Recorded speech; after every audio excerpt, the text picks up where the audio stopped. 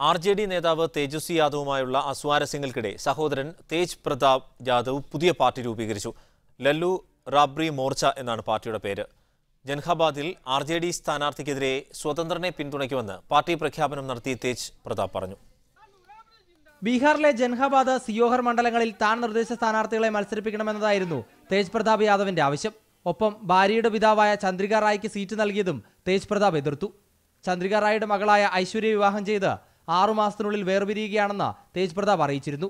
എന്നാൽ ഈ രണ്ടാവശ്യങ്ങളിലും തേജസ്വി യാദവ് പ്രതികൂല നിലപാട് സ്വീകരിച്ചതോടെയാണ് തേജ് പുതിയ പാർട്ടി രൂപീകരിച്ചത്. ജൻഹാബാദിലും സിയോഹറിലും സ്വതന്ത്രരെ പിന്തുണയ്ക്കുമെന്നാണ് പുതിയ പാർട്ടിയായ ലാലു റാബ്രി മോർച്ചയുടെ നിലപാട്.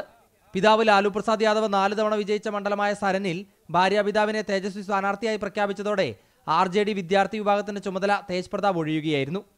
സഹോദരി മിസാ ഭാരതിയെ പാടലിപുത്രയിൽ പിന്തുണയ്ക്കാനും ലാലു റാബ്രി മോർച്ച തീരുമാനിച്ചിട്ടുണ്ട്. RJD-JDU സഖ്യം ബീഹാറിൽ സർക്കാർ രൂപീകരിച്ചപ്പോൾ തേജസ്വി യാദവ് ഡെപ്യൂട്ടി മുഖ്യമന്ത്രിയും തേജ് പ്രതാപ് ആരോഗ്യമന്ത്രിയുമായിരുന്നു. മീഡിയ 1 ഡൽഹി.